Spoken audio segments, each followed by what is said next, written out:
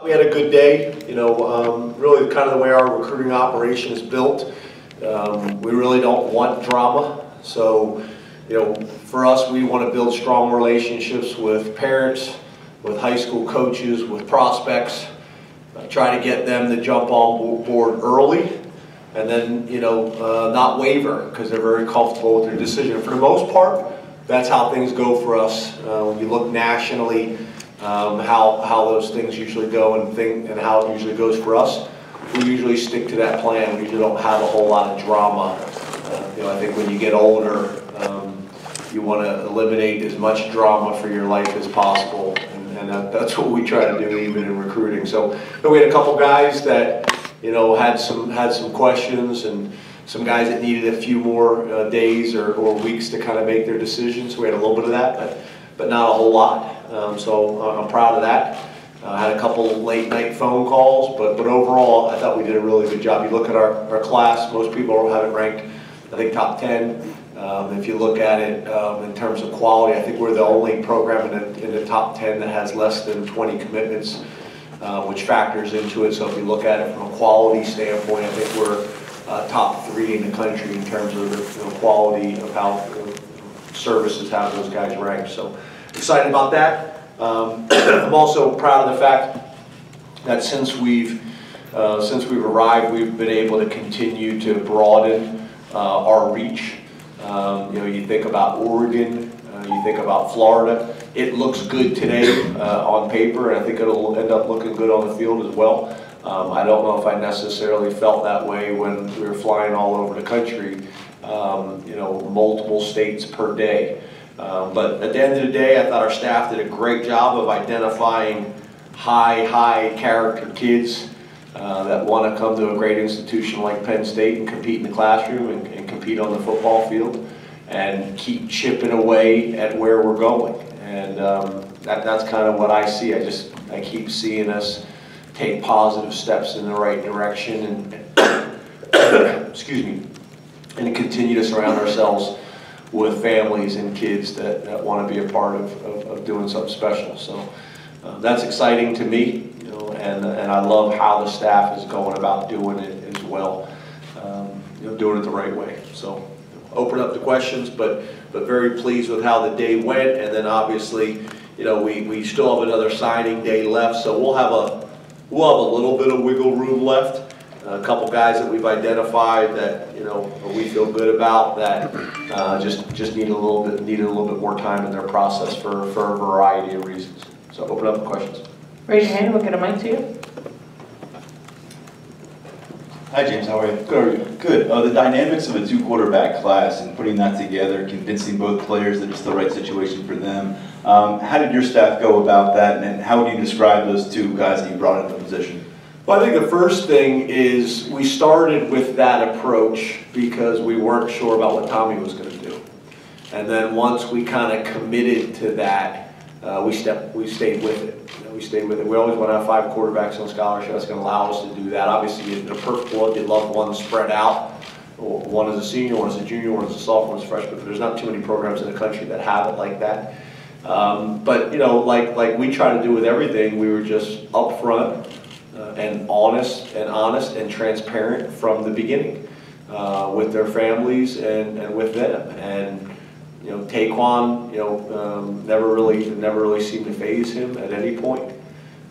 And really, Michael jumped on after the fact, and he already knew. So they both were great about it. And in fact, Coach Ronnie did a really good job. And 2 guys that really kind of fit our profile with kind of what we're looking for. I think they're excited about Penn State.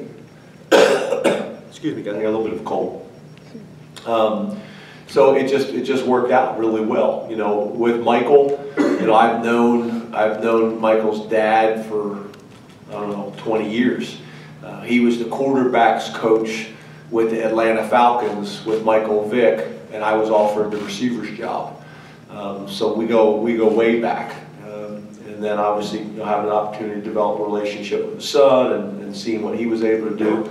That was really good. And then the area of New Jersey where Taekwon's from, great football, very competitive. I look at that league in New Jersey very similar to the league in the Maryland, D.C. area. high-level football, coached really well, very competitive.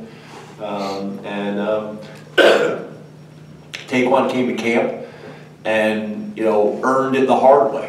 Came to camp, we loved how he threw, the ball came out of his hand, but he didn't run a 40. And we said, hey, you need to come back. You need to come back and do all the testing, and he came back. And we offered him, and he didn't take much longer after that. He committed and, never changed. And I think that's the thing I'm really proud of is, you guys have heard me talk about this before, we don't pressure guys. In a lot of ways, we try to talk guys out of committing. You sure you want to do this? You sure you want to do this? What if you get this offer next week? What if you get that offer? I'd rather you not commit than commit and change your mind later. Make sure the high school coach is okay with it. Make sure the parents are all okay with it. Everybody on the same page. You sure this is what you want to do? Once you shake my hand, we're engaged, and there's no more dating. There's no more flirting. Once you sign, we're married, and there's no divorce. I asked them what's their favorite NFL team. Okay, well, what if they want to draft you right out of high school? That's how strong I want you to feel about it. Or I'd rather you wait.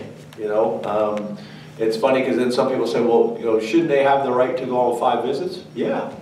Don't commit. Go on 5 visits. We just try to be very, very upfront and honest with them about the process and kind of what we're looking for. And what we also talk about is that commitment and that loyalty is a two-way street.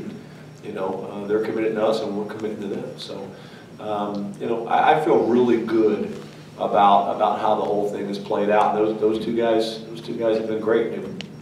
This isn't like the old days where there was no scholarship limits and you'd show up and there was 6 quarterbacks in the recruiting class, and nobody had internet. You just kind of showed up, and that's what it was before the scholarship limits. You hear some of those nightmare stories, being the 9th quarterback at school Y. Everybody kind of knows, and I think it's really good because guys can make really positive, informed decisions that are going to allow them to go on and be very successful. James, you had some staff turnover earlier in the process. What have you seen from the new guys on the trail in terms of fitting in with the way that you guys recruit, and specifically Jaywan Sider and the job that he's been able to do in Florida? Yeah, Jaywan's been a great hire. What I love about Jaywan is Jaywan's the type of guys that I want to surround myself with in terms of all that really Jaywan is interested in is his family and football, and he lives it. It's talking football with Coach Ronnie, or his phone is ringing and it's a high school coach, or it's a player, or it's a contact.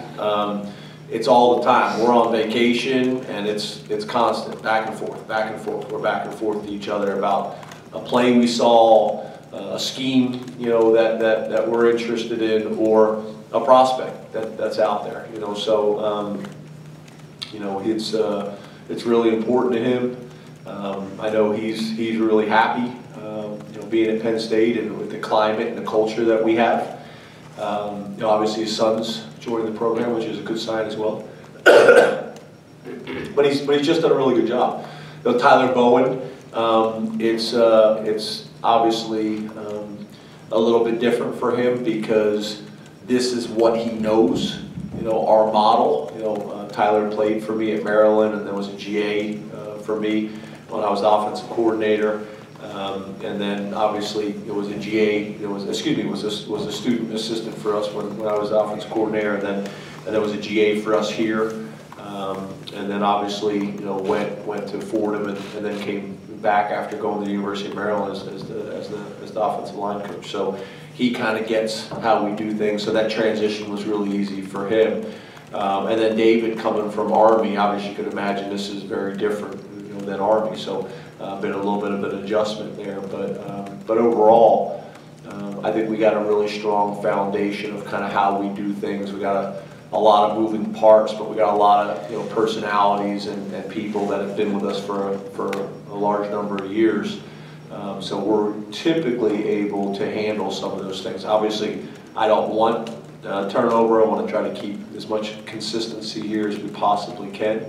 But I think those guys did a really good job, and Andy Frank the whole recruiting department helps with that as well. You know, so when these guys show up and we try to figure out what their recruiting area is going to be, because that's the other thing. It's not like when you lose a coach that that next coach you come in and you just plug and play. It doesn't work like that, because you want to make sure you're taking advantage of everybody's strengths. And you know, if you hire J1 Sider and he is replacing a coach, well, you're not just going to put him in that same recruiting area. You want to play to J1's strengths as much as you possibly can. So, you know, excuse me, it forces us in some ways to adjust the entire staff. So the entire staff is impacted in recruiting when you lose one guy, and that's why it's so impactful. But I also think that's also why we do it the way we do it. Where I've been on staffs where one coach recruits one area and one position, and that coach is really the only coach on the staff that has a relationship with that young man and their family. So then he leaves, you're in trouble. You know, you're in trouble. And for us, you know, I want it to feel like for each recruit and each family that we're dealing with is they're not really completely sure who their recruiter is, because everybody's involved. The head coach is involved, the coordinator's involved, the area recruiter's involved, the position coach is involved. So now when you do have turnover, we do it because I think that's the best way to be thorough and detailed, like we do with everything. But I also think there's an aspect that allows you to overcome some turnover too. Yeah, I think, you know, we're kind of getting into a rhythm now. You know, I think we really understand Penn State much better. I think our institutional knowledge is much better, our community knowledge is much better. You know, also recruiting areas and places that we're going to have the most success. You know, you look at Lance. Lance is an interesting one. Lance came to camp, you know, very early on, ran a 4.4 for us in camp. We offered, kind of fell in love. You know, that's not a short trip. And I think they came up here 7 times, you know, on their own. You know, we created a really strong relationship with mom and dad, Rosie and LeBaron, and you know, mom was the one kind of at the end that, you know, before he committed, that was, you know, concerned about the distance a little bit, but you know, he kind of never flinched. What's interesting with Brandon is we were one of the few schools in the country. He came up, he had a bunch of offers, and he came up. His dad tells a story, it's interesting. You know, they came up here and we didn't offer. And he had offers from everybody. And a lot of times when you do that, guys leave and they feel slighted. And for whatever reason, that was something that they really liked. That we weren't just going to throw an offer out. We wanted to know the family. We probably take a different approach to a lot of people. When we offer, you know, it's serious. You know, if we offer you and you commit, that very second we offer you, we should be doing backflips. And you know, we didn't offer, and they left, and just built a really strong relationship with his family. He's got an unbelievable support system, and really, we built really strong relationships with all of them, because this wasn't a decision that Brandon was making. You talk about being raised by a village, that's Brandon. Mom, dad, uncle, crazy Uncle JJ, I mean the whole crew. And you know, those two guys, you know, we think have a chance to come in, and they're both graduating early, they're both going to be here. You know, that room has gotten competitive real quick. I mean, like really competitive. You know, it's obviously been competitive since we've been here, but I'm talking about a whole nother level. And those guys coming in December is really going to help some things. So this is to me, this is what makes it so fun. You know, we don't really want the guys that say, well, how many linebackers you got, or how many quarterbacks you got, or how many receivers you got. I understand that that's a factor in it, but we want guys that want to come in and compete against the very best at the highest level. And I tell guys all the time, just so you know, I'm going to go out and recruit a linebacker next year to beat you out, and you're going to be crazy enough to help us recruit him. You know, and that's kind of what we want to kind of create, that type of mentality. And we're starting to get that where, you know, if you start here, you've earned it. I mean, it's a battle to do that. And that wasn't always the case, obviously, when we first got here. say is the guys that we're recruiting really should be dominant on both sides of the ball in high school. I mean, you should. I mean, you think about Michael Mennett. Michael Mennett's high school film on defense line pretty darn good. So that's how it should be. But yeah, Keaton had an unbelievable year. Came to our camp, really ran well, ran high 4.3, low 4.4, but then got a little sick and missed the camp circuit, so didn't get kind of all the attention that he probably deserved. Kept getting taller, kept getting thicker, and then had an unbelievable, senior year. And then it's funny, like you're saying, every time he comes to the building, the offensive coaches kind of start talking to him, and the defense coaches get nervous, get away from him. But again, that's what we should have. We should have guys that create position flexibility, which I think is huge. You hear me talk about it all the time on the offensive line, but really I'm talking about our receivers should have the mentality and the physicality to play defense. Our defensive back should have the ball skills to play wide receiver. So he's one of those guys. I think height, we're like everybody else in terms of we'd love to be as long as we possibly can be, across our defense and on our offense and specifically defensive backs. But as you guys know, and I've said this before, we're not going to pass on a really good player because he's 5'9", and there's a lot of programs that will do that. They are a cookie cutter. You got to be at least 6 foot to play this position, 6'2" to play this position, and I don't believe that. We don't want a roster full of exceptions, but I think we're going to trust our evaluation and take those guys. I think your point is valid. You look at these guys that we were able to sign in this class. It just happens that our region was really strong. Keaton is a long corner, lives here right in town. I mean, literally his mom came over and she works on campus, and she was able to do the announcement this morning. Marquise from this region, Tyler Rudolph from this region, both of those guys came to camp. We fell in love with them at camp. They tested well, did unbelievable. And then Joey Porter. I mean, wait till you see Joey Porter. He's got the longest arms you'll ever see. Joey's kind of the interesting one because you just don't know. His dad, I think, played wide receiver, early in his college career, and then ends up being, one of the better 3-4 outside linebacker, defensive end type guys, to play in the NFL. Very successful NFL career. So you don't know, is he going to have a similar type of progression? Is he going to go from corner to safety outside linebacker? You never know. But we love all those guys at corner right now, but I do think a lot of these guys create some position flexibility with corner or safety, and we'll see how that plays out. Did I answer all your questions? Yeah.